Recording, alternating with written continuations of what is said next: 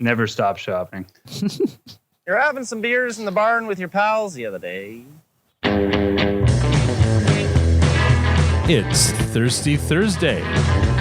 And that means we're once again hanging out at the produce stand, a podcast paying tribute to the great Canadian show Letterkenny.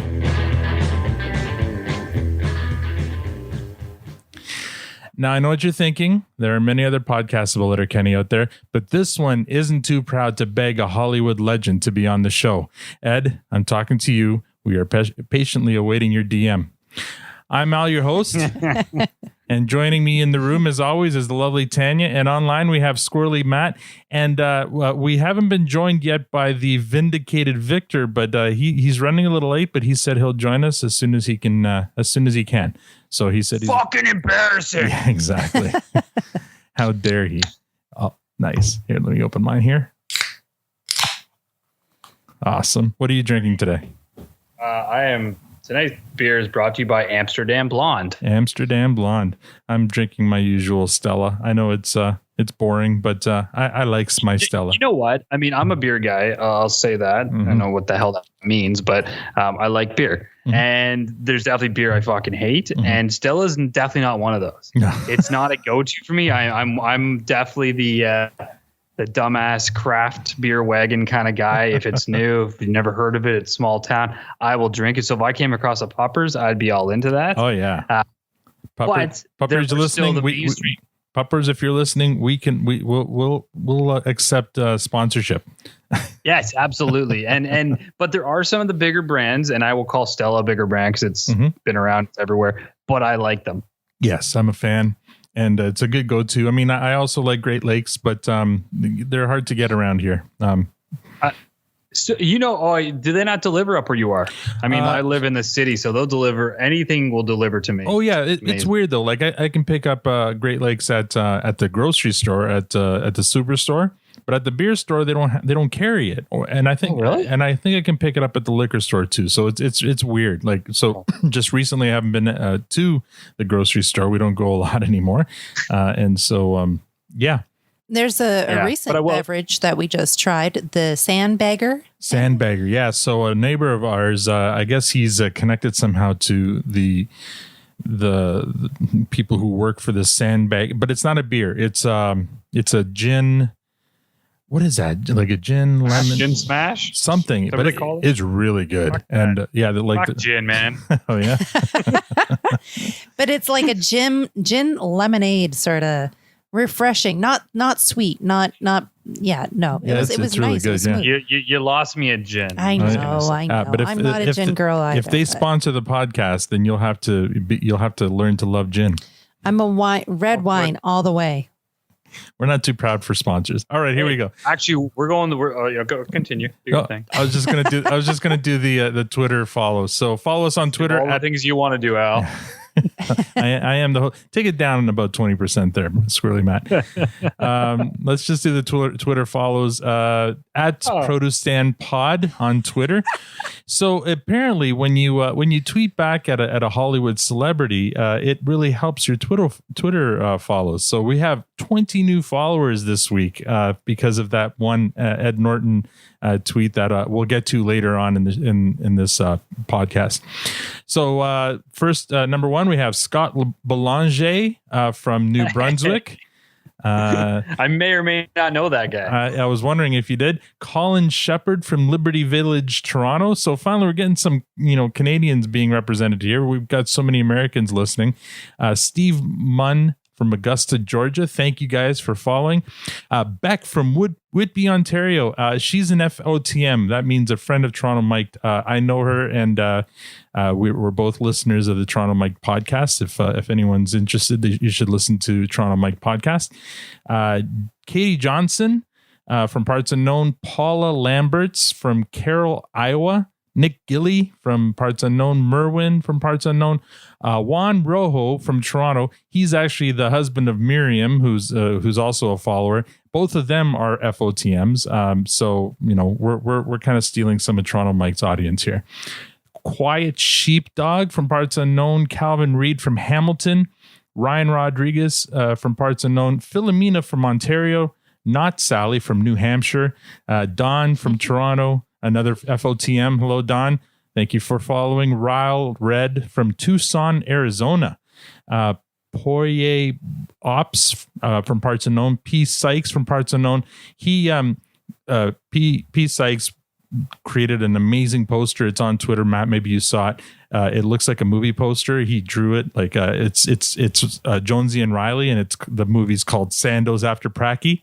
I did see that actually. Yeah, it was good. It looks great, and he did a really good job. So I just wanted to shout that out. Well done. Dan from Parts Unknown. Excuse me. And Kelly Williams from Parts Unknown. So thank you all for following and for listening. We really appreciate you. Excuse me. I need to take a drink. While I take a drink, Matt, why don't you tell us about your week?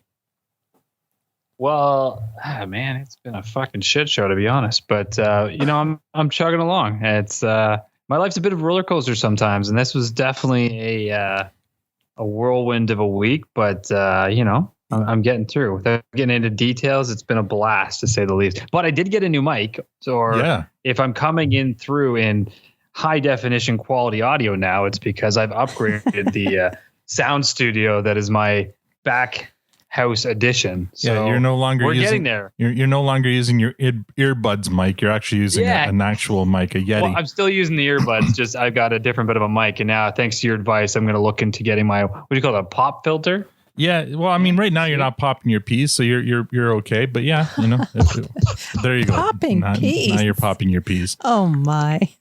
I don't know what the fuck that means, but anyways, I'm going to look into this because I am learning the lingo and the industry, and we are going to hit the next level. Actually, we're going to. Hold on to your seats, folks. Yeah, we're going to submit one of these for a podcast award one day. I'm sure we are. And today, actually, the stars. So far this one's gone quite smoothly. We haven't had any kind of. Well, that's because Victor's not connected yet. He's just going to bugger up the whole thing, isn't he? As soon as he tries to, the engineer has yet to arrive. Things are going to go sideways. He hasn't arrived at the station yet. Yeah, he's doing some kind of simulator somewhere right now. Oh my god! I just keep on picturing this. I have to go online and YouTube this later because I need to know. Is it just like front, back, stop, go? Like is it? Fun. I just keep on picturing. I'm like, go forward, stop. Those who didn't listen last week, we were making fun of Victor because on his week off, he was playing a train simulator game, and we had to make a little bit of fun of him for that. Yeah. Tanya, and if there happens to be anyone out there listening who actually operates a train, don't get me wrong, that's pretty badass. I would love to operate thousands of tons of steel down that, even if it only goes forward and back. That's pretty awesome. Man. We're talking about a simulator sitting in his house looking at a computer screen with a forward and a back arrow key. I don't know. Alan used to take the GO train on a daily basis for years. We're talking 15 years. Oh gosh, a long time. And I'm telling you, the number of people that jumped out in front of that train, and having to go and get him and collect him because the train was just not going to move or go anyway. It was constant. I thought, what a terrible job that would be to be a train operator and to experience that. The PTSD that you'd have. Oh my gosh. Horrible. Yeah. Yeah. Yeah. Yeah. I mean, sorry, not to take it on reality. Yeah. Thanks for doing that. Sorry. Such a downer. You know what? Anyone else feeling down about themselves right now? Man, so depressed. Kate. We're isolated in our homes. But you can always play a train simulator without the jumpers. Track behind my house, by the way. I wonder if he's got. When he comes on, we'll ask him. Has he turned on the jumper setting, or has he disabled that? Oh dear! That just took a dark turn. Yeah. How was your week, Tanya? Oh dear! Fucking tell us, Tanya, please. Oh dear. Oh my gosh, so busy. So busy. Just a busy week. Work, kids. It's trying to get this house ready and get kitchen stuff ready and get ready for the renovation.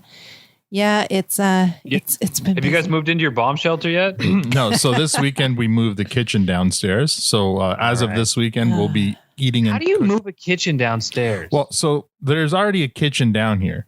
Because we used to have you should have led with that, because like, you don't just pick up a kitchen. No, our house is 2 separate apartments. Yeah, it's a bungalow. So we had a basement apartment for a while, and then we opened it up into a kind of a den or a rec room. Sorry. Gotcha. But we kept the kitchen, knowing that eventually we were going to have to reno the one upstairs. It was like, well, we'll keep the kitchen just so that we have a second kitchen when we need it. It's helpful, you know, when it's like. I get it. When we have Super Bowl and stuff, we can have the kitchen out and have, you know, all the food coming out of the basement kitchen with the TV there and stuff. So it's helpful. So what I mean by moving, so there's a fridge and a stove downstairs, but it's really old. So we're getting rid of it, and we're moving our fridge and stove down, because we're replacing everything upstairs when the new reno's done. So we're going to have, so we're moving all that stuff down, and dishes and like everything. I mean, it's crazy. We're basically moving from one house to another, but it's basically just from our main floor down to the basement. And there's a lot of packing. There's a lot of messiness and boxes. Well, what I'll say is it's nice that you have that ability. I mean, most people do renovations don't. And so although it's a pain in the ass, there is a bit of a pro there for sure to be able to actually have a second house in your house. Yeah. If you need to do something like this, and it works out fine. Yeah. So that's great. We'll see how well that works, because we're both working from home still. So far, still the kids are going to school. So if that just maintains itself, then hopefully we'll be keeping our sanity a little bit. But we'll see it with the hammers going and saws going and trying to have conversations and meetings and stuff. It will be entertaining. Fuck COVID, eh? No, man. Yeah. As long as the school doesn't shut down. But man, that's a tall order. It's a tall order, especially the way things are going. So, I mean, Al, how was your week? Oh, my week. So, my week was the same as Tanya's, oddly enough, except for Friday. Was it Friday? Yeah, Friday. I did get to leave the house for a bit, and I mentioned the Toronto Mike podcast. So, Toronto Mike had a little impromptu get together with some of his listeners. It was socially distant. It was very responsible in Marie Curtis Park in between Etobicoke and I know where that is. Mississauga, I guess. So it was just a bunch of us out in the park, and we were keeping far enough away and just, you know, catching up. Like he usually does these, he calls them listener experiences, and usually there's music and he interviews people, but this was low key. There was no, he didn't record podcasts. We just got together and chatted and caught up. It was fun. It was good to see other FOTMs. Is this sort of like the ones he does at Great Lakes? Yeah, exactly. That's what it was, except he wasn't recording it. My band didn't play it or anything. It was just, let's get together, let's catch up, let's see how everyone's doing during this pandemic. So it was nice to see some familiar faces like Miriam and Juan, who we've lured over to our podcast. They were there, and they had a few questions about this and how it's going. And we have Beck now joining, and Don. They were also there, or Don was, like, the Beck wasn't, but anyway, you know, it was nice. It's nice to see them, nice to catch up, and great. Hopefully this doesn't last too long. We're gonna have a proper one someday, and who knows? I mean, well, I was going to say with our podcast, maybe we can do one of these too, but it seems like most of our listeners aren't anywhere near here. So that would be difficult. All right. Well, I mean, Victor hasn't arrived yet, so I guess we're just going to have to. Well, don't bore us. Get to the chorus. We'll just start with our recap. Cold open. The Hicks are in the barn discussing what Wayne's first. Oh, wait. There we go. We can't submit this one for a podcast award. Last week, we reviewed episode 1 of season 2 of Fuss at the Egg Hall. That episode received fresh ratings from Matt, Victor, and myself, and a compost from Tanya. She did pledge last week that she would watch it again, and I can attest she did watch it again. I think my word is my bond. Monday or Tuesday. Are you gonna? What are you doing? Get to the point. It's still a compost. All right. It is. I know. I wanted to, man. I'm like, it was like, oh, I wanted to so badly. I mean, I've been saying in a lot of moments that she's a keeper, but there's moments like this. It's a tough one. Just saying, man. It's all good. Between you and I. Yeah, no one else is listening. No one's listening. This week, we recap and review episode 2 of season 2 called Election. All right. Cold open. The Hicks are in the barn discussing what Wayne's first act as Ag Hall president should be. Wayne hasn't given it much thought, so Squirrely Dan and Derry help him out by providing some examples, such as Obama and Trudeau. And they tell Wayne that whatever he does, he'd best get the media involved.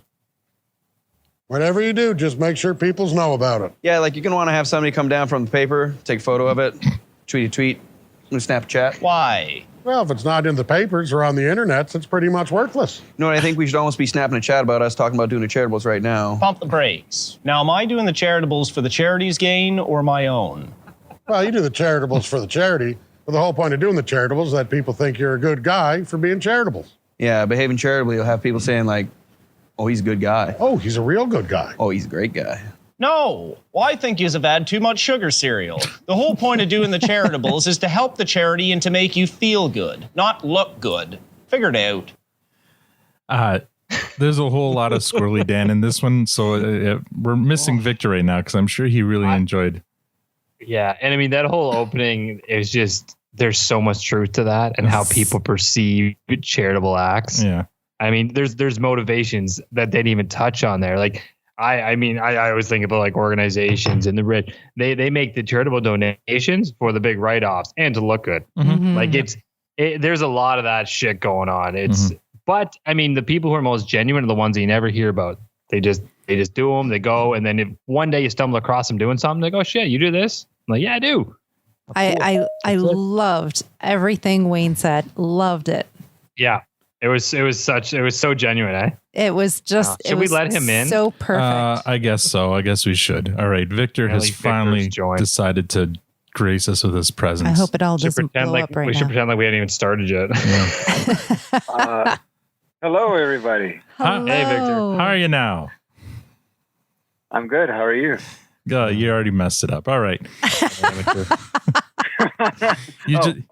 How am I? No, you just pulled a Stewart. Like You should have stopped. Yeah, you should have stopped. Wait, are we recording? We are. Yes. Oh, nice. Hello, everybody. How are we you should now? have played that out more. We missed every opportunity there. Just play it out. Are you going to grace us with your video presence too, or no? Are you not decent? Oh, am I not on video? Okay, just like not yet. It's fucking embarrassing. Well, the audience doesn't know that. I was just going to say, it's not like the podcast knows he's not on video. I know, but it's nice to see his pretty face. You just like seeing the ostrich in the background. Yeah, that too. All right. Yeah, there he is. Oh, he's got Stewart's fart book profile in the background. All right. Okay, so we already did we started the recap, but we can pause for a second if you want to let us know about your week. How's your week?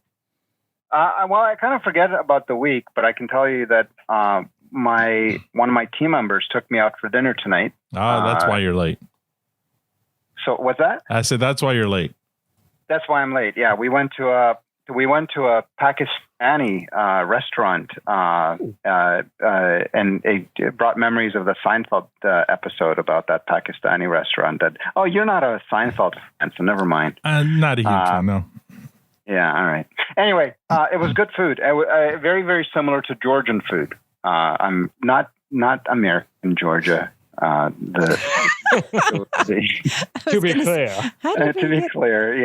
the former republic of the USSR, and your former home, yes, and my former home, yes, of 8 years. Mm-hmm. Did you say Pakistani food is very similar to Georgian food? It is, yeah. I mean, a lot of the Middle Eastern food is very similar, and Pakistani food is, they're into like shish kebabs. Mm-hmm. Very much, and that's one of the staples of Georgian food. So very good. Anyway, so that was good. Anyway, I was able to get to in these very hard and tricky times. I was able to somehow get two of my team members who were on contracts hired permanently again. Huzzah!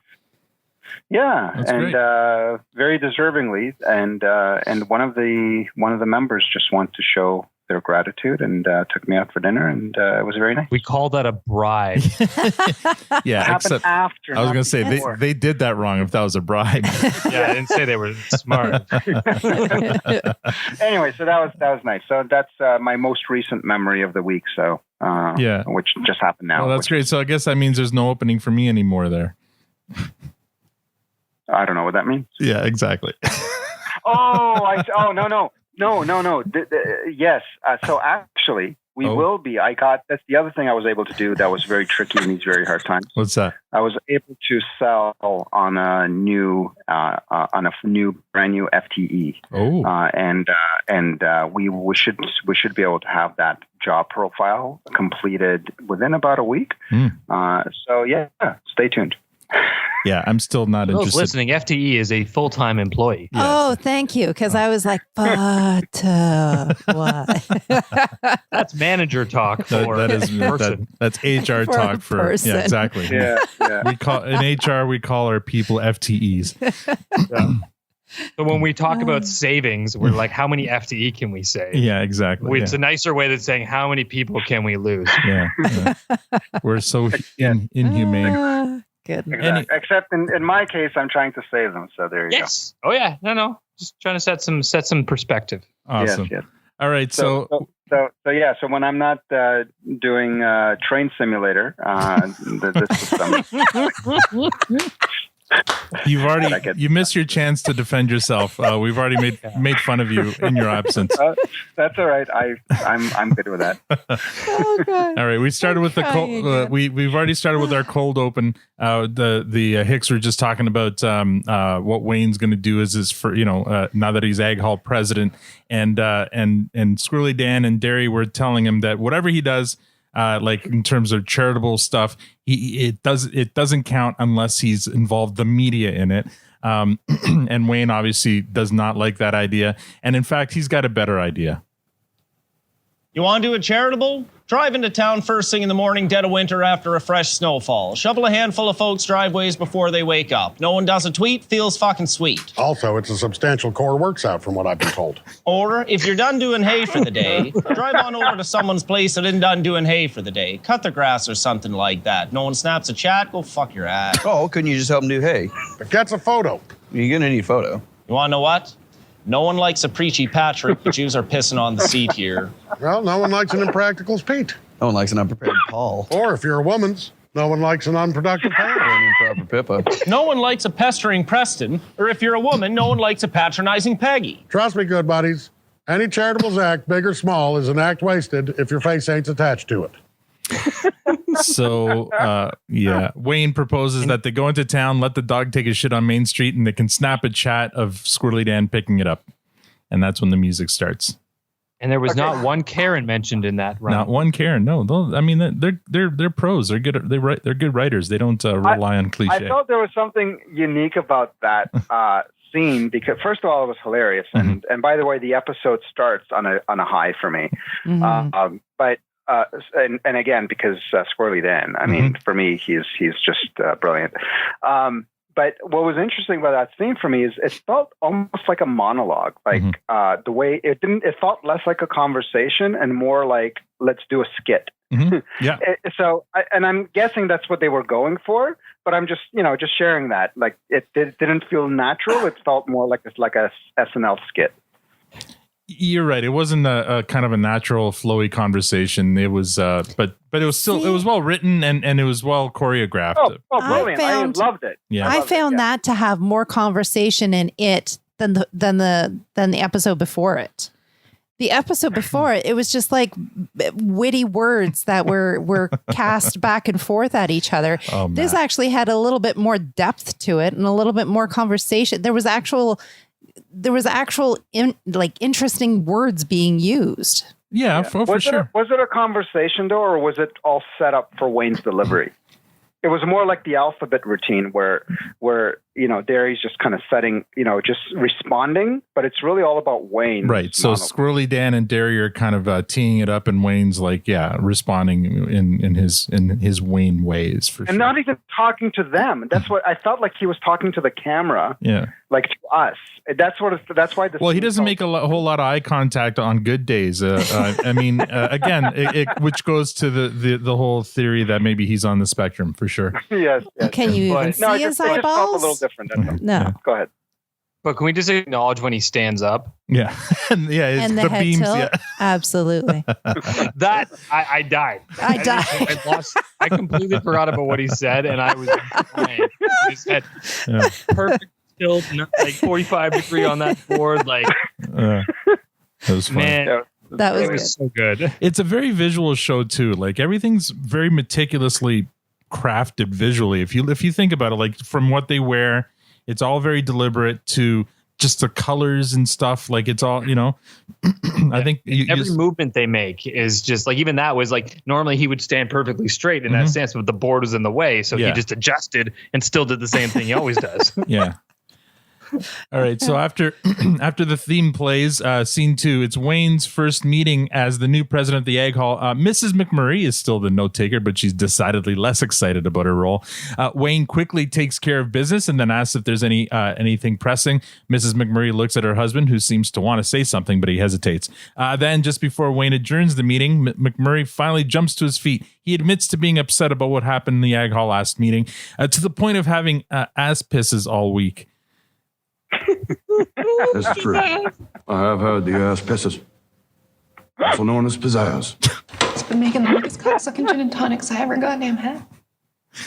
Then McMurray goes on and gets to business. McMurray motion. Something must be done. Something has to be done. A proper election must take place, whereby both Wayne and I campaign for a week to see who will be the president of the Agricultural Hall. So that's where we get our episode called Election. So there's going to be an election for the Ag Hall. The motion is voted on and passed. So there will be a 1-week campaign followed by an election.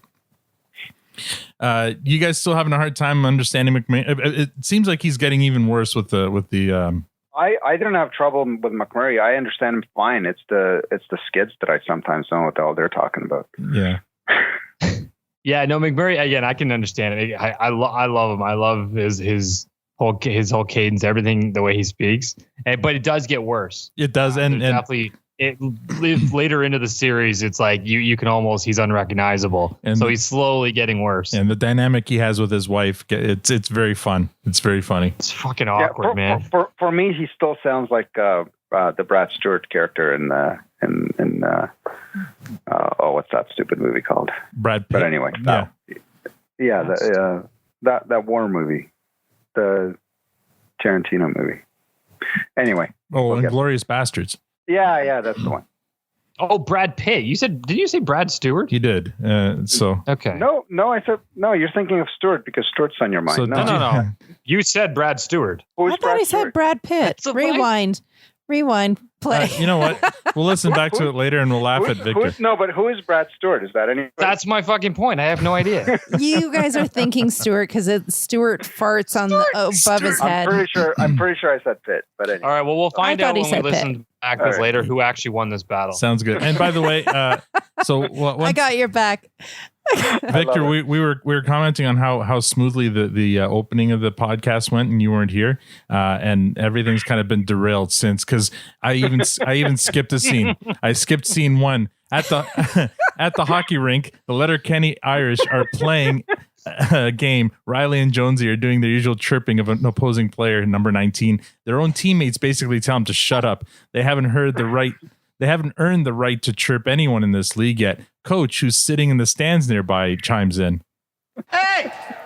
You think you can just walk into this league and start chirping? Know your role, pheasants. You had a cup of coffee. Your seat fillers at the ESPYs. Your Tiger's caddy now that nobody gives a shit.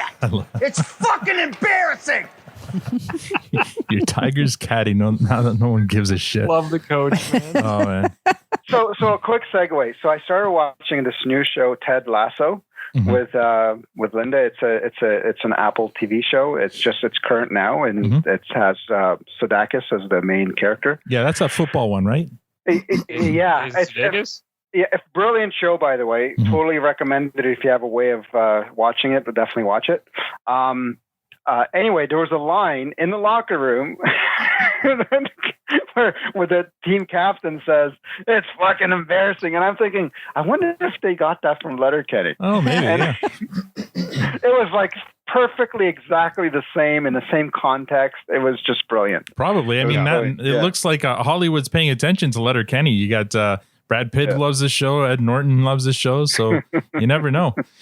Eddie, if you're listening, you are more than welcome, our friend. We want you, Eddie. We want you. Scene 3, out in front of the dollar store. The Skids are doing their dancing thing. Bonnie McMurray is standing outside looking unimpressed. Katie walks up, but Devin warns Katie that she shouldn't go into the store because the Skids just crop dusted inside. Then Katie and Devin have a little head-to-head battle of words. Hold on. Can I just admit as a... Oh, sorry. Can I just admit as a grown-ass adult, I still use the term crop dusting on the regular? My wife and I, and then not even just me, my wife and I, it's a regular vernacular within our words, whether we're in stores or we're moping through the house. Your wife is a lucky woman. I'm going to start using it. Enabler. She's an enabler. Don't get her wrong. She's not the princess she may look like. All right, I'm totally going to start referencing that with you. I know. Here we go. All right, let's get to the clip here. Katie and Devin have a little head-to-head battle of words. Yeah, why don't you go in, Katie? This has been a lot of fun. Has been. Still is. Oh, fuck off is what I meant. We're busy. You're busy? Very. Busy ripping farts in coordinated outfits at the dollar store? What of it? Shut up, bro. Then what? Are you going to steal some bikes and ghost ride them into the river? How did she know that? Shut up, bro. Maybe you could even find a new spot to rip farts in coordinated outfits. You know, if you're not too busy. Oh, we have other spots. Who's the genius behind these coordinated outfits anyways? Well, actually, if you are interested. Just kidding. I don't give a fuck. Nice to see you, buddy. Yeah. I love Katie. Katie brought it for me, this one. Oh, yeah? Oh, yeah. Are you your team Katie now? Awesome. Yes. Katie, love how she put him in place. Absolutely. Witty. Loved it. Katie wins this round. And am I the only one getting a bit of a Clockwork Orange vibe from these Skids? I never noticed it before, but this one for sure, it came through a little bit stronger. And the bowler hat, the outfits, yeah. Mm-hmm. For sure. Katie wins this round and enters the dollar store. Moments later, the McMurrays walk up to the Skids. So I guess in this, Skids means IT, because every time somebody needs something technical done, they go to the Skids. McMurray asks Devin if they're the ones who created Fart Book, and Devin takes credit for it. Mrs. McMurray, cocksucking, loves that Fart Book, and apparently also loves using the word cocksucking as both an adjective and an adverb. They want to commission the Skids to help them with a campaign video. Devin agrees because McMurray is running against Wayne, and as Roll puts it, hurting Wayne hurts Katie, and hurting Katie hurts Stewart. Next scene, while the meeting between the McMurray and Skids is taking place, Wayne is back at the farm meeting with Stewart about the same subject. Stewart suggests a smear campaign. What's that? It's when you run ads suggesting negative things about your opponents. For what purpose? To make yourself look good by making your opponent look bad. Predictably, Wayne doesn't like the idea of a smear campaign, and here's where we get a Wayne's word of wisdom. Well, if you got nothing good to say, you shouldn't say nothing at all. But news travels fast in Letterkenny. It seems Stewart has already heard that McMurray has commissioned Devin for his campaign video, so he wants to help Wayne to get back at Devin. But Wayne has a better idea for his campaign. Tell you what, I'm going to go into town, mow some lawns. Give people one less chore to do this week. Seems more productive than name calling. So once again, Wayne takes the high road. Scene 5, Devin's at the Ag Hall, decked out in stereotypical director's outfit, including the beret and scarf. He's taking his campaign video extremely seriously, and he sets the scene for his vision. Okay. Brown guy here, Asian woman here, Native man here, Gail, please, and the whites over there. As you know, the purpose of this cinematic experience is to influence voters, and we'll do that by reaching as many ethnicities as possible with our message about Wayne, which is... He's just not ready. It's good. Right. He's just not ready to be president of the Ag Hall. And McMurray tries to inform Devin that there aren't any ethnicities in the Ag Hall board, but Devin maintains that there will be because it's 2015, which it isn't. Devin continues with his vision, which is basically the opposite of diversity. And just to really hit home this whole ethnicities thing, brown guy, have you ever seen The Simpsons? Yes. Excellent. Need you to talk like Apu from the Quickie Mart? Asian woman, have you ever seen The Karate Kid? Need you to talk like Mr. Miyagi? Wax on. Native man. You're pretty dialed in already. Gail. Where's my money, bitch? Exactly. And our whites they're super white, so just be yourselves.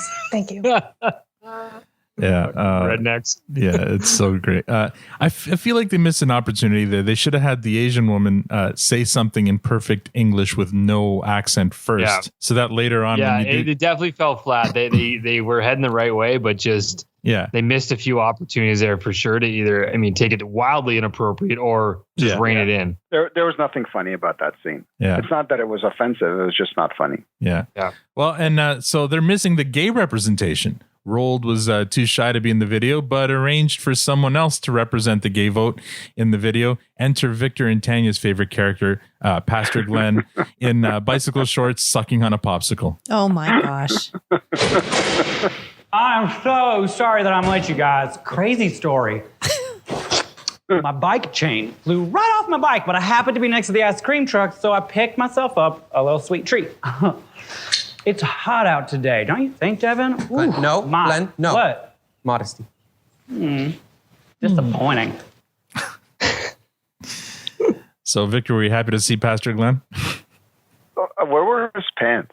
They were bike shorts because he rode there on a bicycle. Oh, see, you weren't paying attention. I thought he was wearing. I know, but they didn't look like bike shorts. They just looked like underwear. And it was referenced as his underwear. I thought when he fell on his bike, he ripped his pants and then just took them off or something. I thought, same here. I thought we were going to get a story as to what happened to his pants. Now I'm doubting my own remembrance. Of No, I'm pretty sure they're bicycle shorts. They're just super short bicycle shorts. Why is that his Nobody underwear? is wearing bicycle shorts like that. McMurray, well, okay, first of all, Pastor Glenn does. Yeah, exactly. Pastor Glenn does. McMurray thought it was underwear, but because McMurray probably never seen a pair of bicycle shorts. But I'm pretty sure they were bicycle shorts because I think he wears them in other episodes. So, or is it his underwear? Maybe. Who knows? He spends a lot of time just in his underwear too. At this point, they're religion. In this part of the world, I know you're a little north. They don't wear bicycle shorts like this. Well, I'm a little closer to Letterkenny, so maybe you are. Maybe they get shorter the further north you go. Scene number 6. Back at the farm, Wayne has returned from mowing people's lawns. Stewart is waiting for him to show him Devin's video. Looks like we got good goddamn candidates here, is all I know. Let's talk about Wayne. All right. Under the part it says experience. Does it say anything about ever being president of the Agricultural Hall? That's a hard no. He'd been hiding a lot of problems, Letterkenny problems. He's a farmer. But has anyone ever seen him do any actual work? Oh, hell no. I hear he's been cutting people's lawns. Like that will stop the grass from growing. Peter Potter, let's get down to the real issues here. Being president of the Ag Hall is not an entry-level job. How are you now? Not the qualified. Can we really trust a man who can't even be bothered to wear a belt? Hell to the no. He's just not ready. He's just not ready. He's just not ready. He's just not ready. Just not ready. Just not ready. Nice hair, though. Nice ass. That's what I appreciate about him. He's just not ready. Wayne for president of the Ag Hall? He's just not ready. Oh, man. Oh, hell no. I want to know how many takes that took. Because I'm sure they were killing themselves laughing as it was trying to go around. My favorite line in that whole thing is like a throwaway line. And it's because the guy's accent is so thick purposely thick was when they said, I hear he's mowing other people's lawns now. And the guy says, yeah, as if that's going to stop the grass from growing. I fucking died. You want to hear something funny though? I think I missed half of that dialogue while I watched the show because I had a moment where I'm like, what the fuck is wrong with the filming of this? Oh, I actually didn't put it together. That was the video that they were making, and it was all shaky. And I'm like, maybe they forgot a tripod that day. I don't understand. And then about halfway in, I'm like, oh, they're this is the commercial. Yeah. How is it that you missed that part, but you get all the other like really intricate things? Like you don't have a problem with the underwear. All right, I don't. Yeah. I had a moment. All right, maybe the kid was crying. Fuck, I don't know. So I actually, and again, and just for full disclosure, I have a bit of a background in film and television, so I was disturbed. I was disturbed by the quality of the film. He was more bothered by the shot selection and the camera angles. Like the cinematography. Yeah, exactly. And then I caught on to what was going on. I'm like, I got it now. All right, it makes sense. Awesome. So they basically just copied the conservative campaign against Trudeau. Yeah, exactly. That's what. Precisely. He's just not ready for sure. Yeah. Oh my God. But he's got great hair. That's exactly what they said about him. Oh my God. That's so true. I forgot about that. Yeah, that's right. I didn't put that together either, but you're right. That's exactly the campaign that they ran against. Got great hair. Yeah. And he's just not ready. The video also already has over 1,001 views, which is slightly concerning on account of there only being 5,000 people in Letterkenny. So it's like Letterkenny version of gone viral. Stewart thinks they should respond post haste, but Wayne comes up with his second word of wisdom here. Two wrongs don't make a right. Two wrongs don't make a right. Then Stewart checks again, and the video jumps 10 views since they've been talking. The video has gone viral.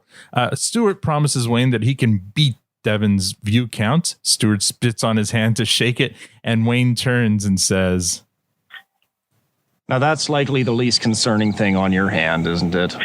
Oh. And walks away. That was just that whole thing was just nasty. It was the awkward way he spit too. He's like, oh man, there's scene number 7. It does look like, though, he's worn Wayne down because in the next scene, the Hicks are assembled before Stewart, who is now decked out in director's dress. Riley and Jonesy are there, too. Stewart paid them $50 each to be in the video as well, but they don't want to be there because they're still hurt that Katie stepped out on them. But we don't even want to be here, boys. You cheated on us, boys. Oh, pipe down, Pete and repeat. You were both getting blowies from your big city slams the entire time. Dude, who told her about the blowies? Who blew the whistle on the blowies, bro? You just did. Oh, that's gutty, bro. Shook the back door, bro.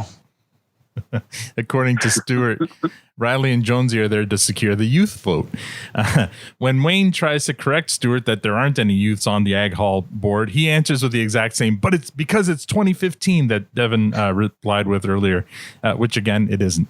Stewart asks each person to say something slanderous about McMurray, starting with Wayne, who responds with, kind of feels like I should make sure my own backyard's clean before throwing junk in someone else's. He slandered you first. What, so you think if he jumps off a bridge, I'm going to too? Figured out. Again, he's either on the spectrum or he's just an 80-year-old man in a 20-year-old's body. Wise beyond his years. Beyond his years. Next, Stewart turns the camera to Squirrely Dan, who promptly proceeds to fart, and Derry lets out a defiant burp. Stewart turns to Riley and Jonesy, hoping for some of their patented chirping, but the two hockey players proceed to do vocal speech exercises to warm up. The tip of the tongue, the teeth, the lips, the tip of the tongue, the teeth, the lips, repeatedly. So Stewart turns from them over to Katie, who gives a half-assed Girls Gone Wild and exposes her bra to the camera. Both Stewart and Squirrely Dan momentarily go weak in the knees. Did you guys... Stewart's reaction was pretty obvious, but when it goes back to Squirrely Dan, his reaction is pretty funny because he kind of like he leans on Derry. Oh, I missed that. Yeah, it's pretty funny. I completely missed that one. Yeah, this is unacceptable to Stewart. It's not complicated. We want to slander McMurray so Wayne can win the election and I can beat Devin's view count. Now, let's try this. Think about your favorite actor and try to channel them. Who are your favorite actors? Go. Wayne's is Kevin Costner, which I can't think of a more perfect person for him to for Wayne to idolize. Kevin Costner. Derry's is Keanu Reeves. Squirrely Dan's is John Candy. Katie's is Chloe Sevigny or Savon. How do you say her name? Savigny or something like that. Riley and Jonesy can't decide between Tyler Kitsch, Michael Fassbender, Chad Michael Murray. Then Squirrely Dan goes on a nonsensical jag about how actors named Michael could really reinvent themselves if they changed their names to Spike, like Spike Fassbender, Spike Canes, Spike Jays Fox, like. And this is so good. It was, Stewart tries to reel them back, but when Wayne wonders aloud if actors named Richard started going by Dick, like Dick Gear, Dick Pryor, Dick Dreyfuss. This sends Stewart off the deep end, and he storms off in a tantrum. Wayne goes back to cutting lawns. Yeah, that whole scene was pretty. That comical. was pretty good. Yeah. Scene 8 at the Ag Hall. The election is underway. Wayne gets 3 votes. Squirrely Dan, Derry, and himself. McMurray gets the rest of the votes, much to the Hicks' surprise. Even Jim Dickens votes for McMurray. Wayne congratulates the McMurrays on their win. McMurray, Mrs. McMurray, congratulations. Thanks, Wayne. The pizzazz is all cleared up and everything. I'm back to my old self again. Glad to hear. Best of luck. Appreciate it. Let's get into a couple cocksucking G&Ts. That's what I always say. Okay, girl. Let's do it. Dickens comes up to Wayne to apologize for not voting for him, but Wayne's video really threw him off. Dickens thanks Wayne for cutting his lawn, promises to return the favor one day, and then leaves a perplexed Wayne, Derry, and Squirrely Dan. Derry's got his phone out to look up the video. The video features a slow motion scenes with sexy music of a very sexy Katie in black bathing suit washing Wayne's pickup truck. In another scene, Katie's still washing the pickup, but she's also eating a hamburger before uttering the tagline, McMurray's a piece of shit. McMurray's a piece of shit. McMurray's a piece of shit? Why would I say McMurray's a piece of shit? All right, he's a piece of shit. The rest of the video features a reenactment, aka ripoff, of the Budweiser What's Up commercial, featuring Riley, Jonesy, and Stewart, and finishes with feces being flung at a Vote McMurray sign while the tagline is uttered one last time, followed by, "This message is approved by Wayne." So after watching the video, Wayne replies, Fuck a duck. Yeah, that was the What's Up ad was hilarious. I'm not familiar with the other ad that he was spoofing, but the What's Up one was pretty funny. So did anyone? Yeah. Did anyone? And like an asshole, I even used that GIF today in a response to an email at work. I can't think of anything more annoying. What's up? Oh man, it's spelled right. Yeah. It's still annoying 20 years later. Did anyone else think, though, that this whole campaign thing was for the whole town to vote and not just the 12 members of the Ag Hall? I'm sorry, what just happened there? I was waiting for signs to go up and things. I know. There was a whole disconnect because what's the point of 5,000 views on the video? Well, exactly. That's and then it goes back to the original 12. So I think what this episode does really well, we talked about this earlier, like, Victor, I know one of your favorite shows was Corner Gas. One of the things Corner Gas did really, really well is showed like a small town, but dealing with maybe big town issues or pretending to try to be a bigger deal than they actually are. Right. And this is exactly what Corner Gas does. But so in Letterkenny, it's like there's an election and they've got to do why do you need a campaign video when there's only 12 people voting? Why do you need diversity? Why do you need any of that shit when there's only 12 people? Why do you even need a week to campaign? You just get up, do a speech, sit down, and then, you know what I mean?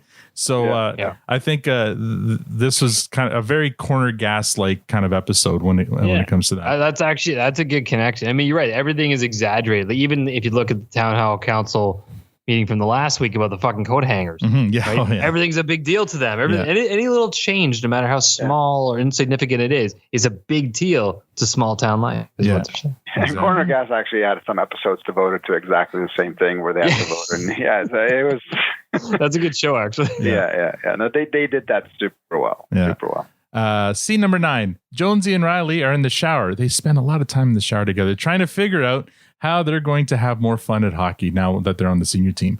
Right now, they're not enjoying being the schmelts. And then a couple of the senior players enter the shower room, and Jonesy and Riley start making fun of them for, well, I'll let them say it. What the fuck is that, boys? Yo, you leave the house like that, buddy? What's the problem, Schmelt? You got a fucking bush, bud. You got a bush, bud. Who's the bush inspector around here, boys? Bush inspector sleeping on shift, boys. On our junior team, it's a $5 fine every game of practice until she's shaved out of the wood, boys. Hey, get that hedgehog off your tummy stick, bud. You're fucking gross, bud. You're fucking gross, bud. The seniors strike back. Looks like we got a couple of cocklookers, Yorkie. Of course the schmelt's like a good cocklook, farts. Well, yeah, I fucking cock look because your junk's a fucking car crash and you can't look away. I cocklook because your junk's a fucking strobe light. See with my eyes closed. So you were cocklooking. It is admittedly cocklook. Well, I cock look because your junk's a fucking welding flame, buddy. You look directly at it and your fucking retina's getting burned. I cocklook because your junk's a fucking child walking on his pants. Once you see it, it cannot be unseen. All this time cocklooking could be better spent doing legs. More legs, less cocklooking, schmelts. So that scene there, I think, got the biggest reaction from Tanya that I've seen her during, like, watching every episode so far. I was dying. Oh my God, I was dying. I was laughing so hard. Why is a gym shower? Gym showers are awkward, man. They're just, anyways, I had a flashback, and you'll probably remember this, Alan, a flashback to a friend of ours. And he came out of the shower and commented about cock looking at you. Oh, geez. And I was like, yeah. Oh, what now? How this is just not right. This is not right at all. Like, even if you're going to do it, don't comment about it. Like, right, just like, he's very open divert about your it, yeah. eyes as fast as you can. Oh my God. Just, kill myself laughing. I did. Well, cock looking ended up being the most G-rated part of that scene, though. Yeah, I know. Riley and Jonesy doubled down on skipping leg day, and the 4 hockey players get into a naked Tilly in the shower. And that's where I said, no. Yeah. Because up until now, they haven't been shy about showing certain things. And so that time, you were wondering, are they going to pan down? Yeah. Don't do it. Yeah. I had visions of that scene from, what was that? Sasha Baron Cohen. Borat. Yeah. Yeah, Borat. I did not want to see the Borat scene. Yeah, exactly. So, yeah. Scene number 10. Back at the produce stand, Stewart faces the Hicks about the campaign video. You are woefully uninformed, aren't you? How? I said I would beat Devin's view count, not win you the election. And guess what? I did beat Devin's view count. Look. No, I don't give a care. I've been contacted by Budweiser and Carl's Jr. over copyright infringements, but I don't think they're serious. Oh, you know what? McMurray's meetings are a bit painful, but not sure that's good enough reason to get into politics. Well, they're all crooks. Every one of them. I'll run along, Stewart, before I get bored of behaving. Love that comment. Yeah. Stewart takes off. Wayne is about to get back to doing his own choring since he's been busy cutting other people's lawns all week. But then just then, a truck pulls up at the end of the laneway, and Jim Dickens gets out. Jim Dickens, hurry now. It sticks. Nope, you got it right that time. Good news. Not so bad. I love that. I said I'd return the favor for cutting the lawn. Figured there's no time like the present. Can we give you a hand with anything? Dickens and a couple of the other Ag Hall members have come to help Wayne with his choring to return the favor. And that's the end of the episode. All right, guys, let's get some reactions to the episode. No ratings yet, just initial reactions, and I'm going to start with Matt today. Yeah, this one was an interesting one for me. I mean, it was fine. We got the election. The election was pretty hilarious. What I saw in the election, and it made me laugh thinking about what's going on out there right now, does whether like it or not, when Wayne lost the election, there was a very peaceful transfer of power. You had to go there. That happened. Oh my! Yeah. So that made me laugh. But no, I mean it was a fun episode. Mm-hmm. Yeah, Victor. Yeah, I thought it started really on a high note. Where episode 1 left off, and it was going really well right up until the Skids took over the election proceedings. But yeah, so overall, I thought it was certainly watchable, and I can share more insights later, I suppose. All right, Tanya. I just don't understand our dynamics. I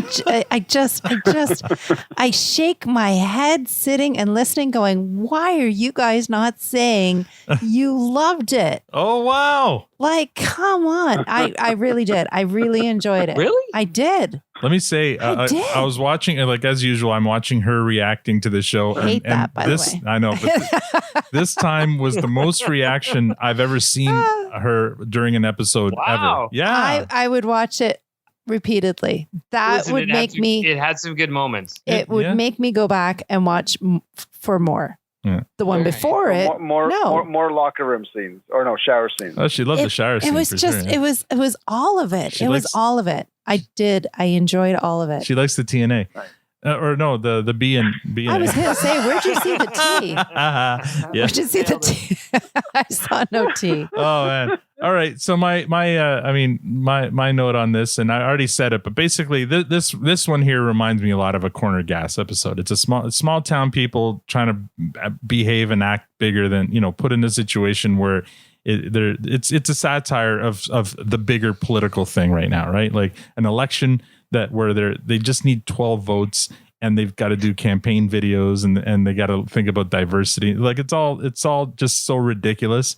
But so it was fun. It was a fun episode. I like the further development of the McMurrays.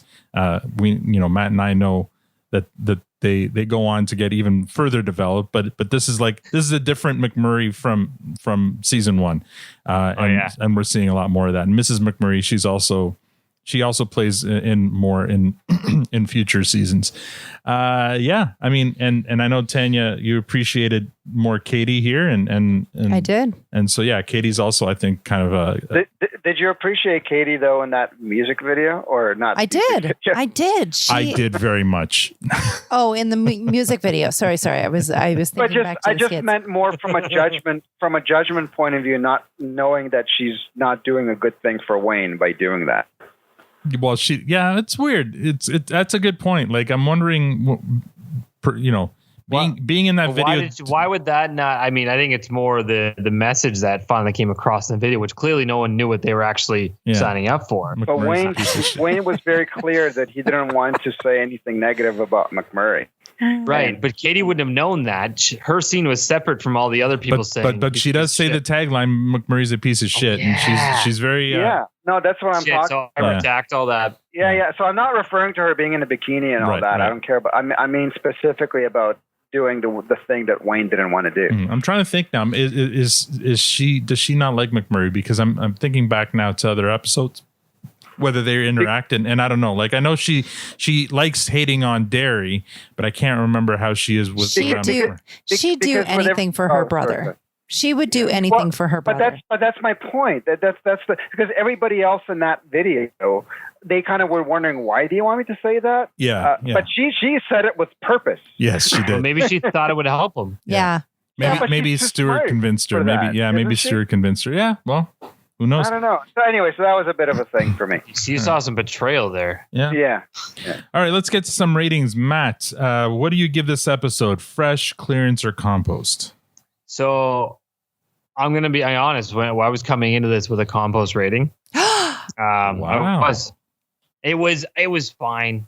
It was better than Fart Book. What the hell? But the story felt rushed and rushed and gapped. But that said, did my puck come across? What you were talking about, Al, about the small town, exaggeration, I didn't catch that. And when you pointed that out, it actually made me rethink a lot of the episode. So I like the over the top about everything that was going on. So it's not getting a fresh, but I'm going to move it to a clearance rating. Oh, wow. Look at that. Awesome. So you shifted my opinion on it by opening some perspective. Awesome. Well, I'm happy to do that for you, Vic. Yeah, because we've you still have a perfect streak going of no compost, right? So let's I think so. I don't think you've given Where did I put? No, fart book. You changed fart book. It's not a real compost. He did that begrudgingly. Yeah, he did. Hey, there's no. We make the fucking rules. You know this. Victor, what do you give this episode? So, for the same reasons that Matt just shared, you convinced me to take mine from clearance down to a compost. What? What? That doesn't make any sense. What do you mean? Hold on. As much as I've been enjoying Letterkenny, for me, corner gas is like a hemisphere above. Like really? It's yeah. I mean, for me, and it's just my opinion, right? It's different, but it's all the way. I mean, I just feel like it's just different, and I watch Corner Gas and I laughed from beginning to end. It is a true comedy that just touches me deeply, and inappropriately and sometimes. Yeah. Point on the doll. Where? but with this show, with Letterkenny, it's not like fall off the chair laughter from beginning to end. It's got its moments. So for me, this episode, it felt. And again, I think some of the fault has to go to the first episode because it set the bar so high for me. I felt that this episode started on that same level with the dialogue at the beginning. It was awesome, and Squirrely Dancer was right in there, and it was just, I thought it was going to be great. And then as soon as it turned into a cartoon, basically, with the Skids running the election, for almost like pointless. The whole episode was pointless because Wayne didn't really even care. Like, he doesn't even care that he's the president. He doesn't really care if he wins or loses the election, clearly. That whole exercise that they went through, as you mentioned, was completely stupid and pointless. It felt like a filler episode. And my problem is that episode 2 should not be a filler episode. Because I know it's a short season. It's only 6 or 7 episodes. You got to wait at least until episode 3 for a filler. And it was too early. And I thought that for a filler episode, it didn't have the same tightness and theme that Fart Book had, because Fart Book was kind of also a bit of a filler episode, but I thought that was a much stronger episode. In this case, I don't know. It just felt too cartoonish, and just too out there. And I never like it when the Skids run the show. So they still have not won me over. I think I'm starting to like Gail more than the Skids. Wow. So anyway. I just don't see what's so endearing, why people love them so much. Okay. The Skids ran Facebook or Fart Book, and you liked Fart Book. Yeah. You appreciated that they actually showed some talent in something. Come on, you guys. Because they actually did. But that's my point. They did that well. That was done well. This election was just stupid. There was nothing smart about it. All elections are stupid. Okay. Fine, So your rating is your rating. So Victor, you're sticking with compost, right? No problem. And again, I have the bar has been set high and at a level with the first episode that this has to be a compost. I love this because there's probably something between this and the best. As Victor is talking, the camera on his thing pans over to Stewart because Stewart's in the background. It's funny. Just the timing of it couldn't have been better. Okay, Tanya. Yeah, I wish we had video for that because that was really funny. Tanya, what do you give this episode? Like, listen. I was so happy. I was so happy that I could come and say to you guys for like the first time in a long time that I enjoyed an episode and that I laughed and I was like, yes, I'm coming at this with a fresh, and you guys, I'm going to be on board with you finally. And I get it and I see it and I like it. And here I am. And you guys have failed me and you've all put this in bad. I'm very, very angry now. Okay. Now hold on a second. Let's not rewrite history here. Matt gave it a clearance. But listen, a low clearance. A low clearance. Okay, low clearance. This this episode set the tone. Wayne was going to show that, it's not about the media. It's not about it. Your goodness is the goodness that you do. It's not about and we got that in the first 5 minutes. Yeah. And then what? But it was an excellent episode. So your rating is a fresh then? Yeah, it is. All and right. I'm upset I'm on my own again. But Victor made a good point though. On my own. It's okay. And it's funny because this one's a reverse from last week. Because usually you and Victor are on the same page, but last week he was at Fresh and you were at Compost. This week you guys have turned. What's happening. But Victor, you made a good point though. It felt like a filler. You're right. Because if you think back to the thing we talked about in the last one, is that he was setting the stage for the next 6 weeks. Like it's gonna, Wayne finds love. We're 2 episodes in, and that hasn't even started. So they've already lost. Well, the next one's called Relationships. So with McMurray's wife, then nothing's going on there. All right. Know. I'm going to be quick with mine. I give this a clearance, and it's right down the middle. It's not a low clearance. It's not a high clearance. It's just a clearance. It was a perfectly fine episode. Great writing, especially at the beginning. I found it really funny. I thought there was a lot of good development, a lot of like the new characters. We learned a little bit more about them. It doesn't push the overall story forward. You're right. This is kind of filler in that case. That's why it didn't get a fresh for me. But I think it had enough there, and it had enough laughs and enough satire there that I'll give it a strong clearance. All right. Noted. All right. So let's go to your top 5 then. Matt, we're going to start with you again. Your top 5, you have Fuss in the Backbush, number 1, Super Soft Birthday, number 2, Wingman Wayne, number 3, Ain't No Reason to Get Excited, number 4, and A Fuss at the Egg Hall, number 5. Where would you rate this, if at all, in your top 5? Yeah, it didn't make the top 5. No? All right. Victor. You made me choke on my wine. Victor, number 1, Fuss at the wash it down with Fuss in the Backbush. Number 2, Fuss in the Egg Hall. Number 3, Fart Book. Super Soft Birthday, number 4, and Ain't No Reason to Get Excited, number 5. Where do you rate this one? Does it make your top 5? No, it can't. I mean, that's just simple math because none of those are Compost episodes. So how could it make the list? All right, Tanya. Let's see. Yours is A Fuss in the Backbush, number 1, Fart Book, number 2, Super Soft Birthday, number 3, Ain't No Reason to Get Excited, number 4, and Rave, number 5. Where do you rate this one? Election. I can't remember what I gave the first 2. Okay, Fart Book, I think I gave it fresh. And what's the other one? Super Soft Birthday was a clearance, I'm pretty sure. Backbush? Yeah, Fuss in the Backbush is number 1. That was the last episode of last season. Oh, dear me. This is going to be really fun when we get like 5 seasons in. I know, and you have to remember. While Tanya is thinking about this, did you guys start the show by talking whether Tanya rewatched the last episode to give it a different rating or not? We did. She did, and she did not change her rating. So I know. It stayed. We're still not happy with her, and that's why I was still. I was that much more happy. That's what I don't appreciate about you, Tanya. I was so excited that I had a fresh to give you, though.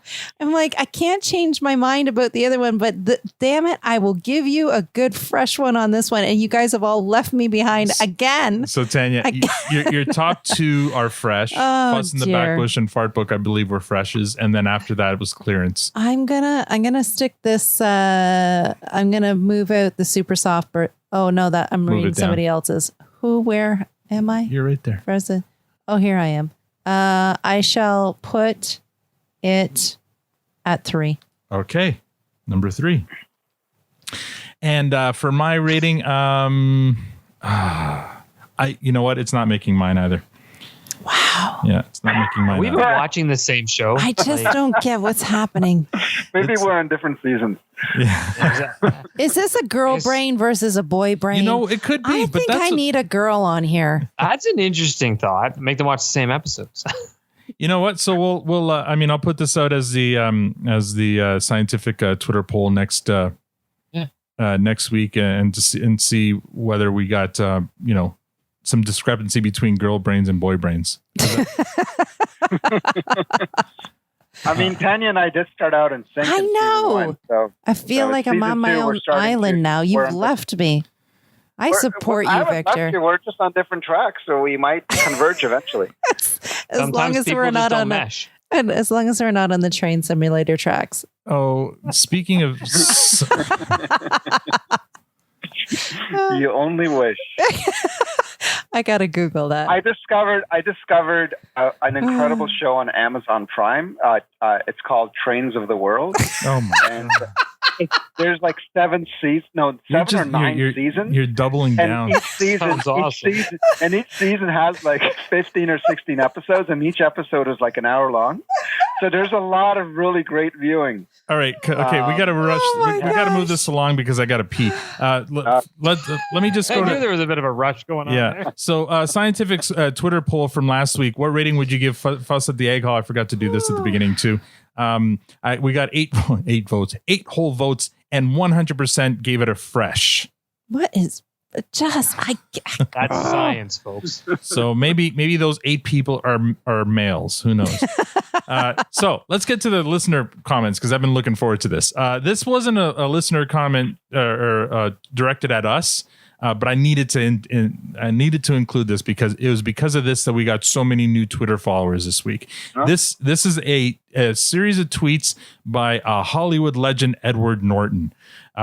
He starts off saying, "For what it's worth, Letterkenny has been my best mood elevation lately. The funniest damn show I've seen since original UK Office.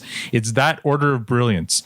Jared Keeso writing, vocal genius, and physical comedy is Simpsons / Peter Sellers / Charlie Chaplin level great. Whole cast A++. That's from Ed Norton. He goes on to say, "I'm late to the party and now binge catching up. But even doing too many per week, there's at least one bit of mind-melding verbal riff in literally every episode that leaves me gasping with laughter, rewinding, and trying to imitate, which can't be done even by top professionals." I think he's referring to himself as that. He goes on to say, "Kudos to you, Keeso, and your whole company. I know something about masterpieces that take time to get their due, and you made one of them. It's a Canadian national treasure, and Wayne should be knighted, except he'd say hard no, and be cooler for it, as always. Hard yes for me."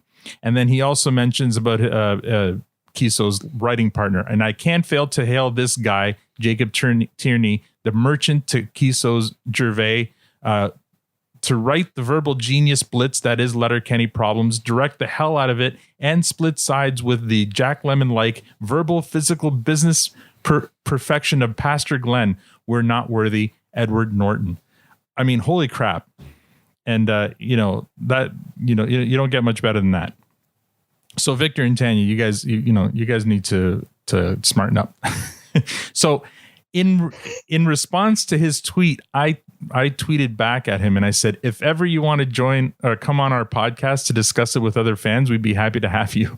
And because of that, I got a ton of likes and we got a bunch of follows from that, including Jeff Salguero, who's you would know her as Mean Nanny on Working Moms. Oh, okay. Mean Nanny. Yeah, that's a great show too, by the way. Yeah, it is very good. I started watching that show a couple of weeks ago, and it's incredible. It's so good. It's really so good. Funny. Yeah. So Jess, she's also on Letterkenny later in later seasons. So the fact that she liked, is she? Yeah, she is. Nice. So yeah, I mean, so I took a shot in the dark. I'm like, hey, maybe he can join us.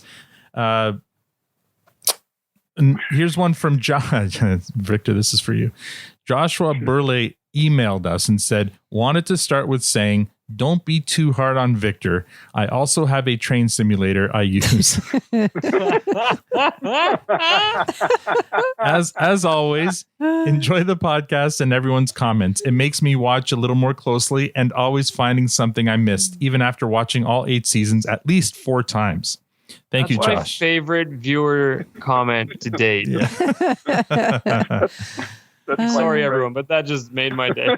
Our new friend Beck, she said, "Produce Stand Pod started watching Letterkenny on yours and Edward Norton's recommendations." Thank you, Beck, for starting to listen to us, and thank you, Ed Norton, for helping us with some more listeners. And we've been mentioned in the same reference as Ed Norton. Yeah, there you go. Cool. So you never know. That's it a may good happen. point. We may get that DM saying, "Hey, yeah, what time do you guys record?"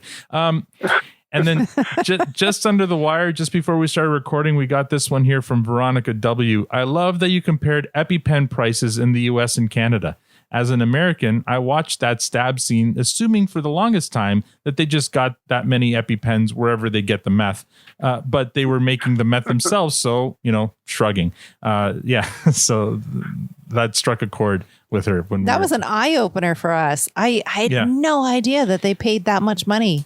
And actually listening to everything.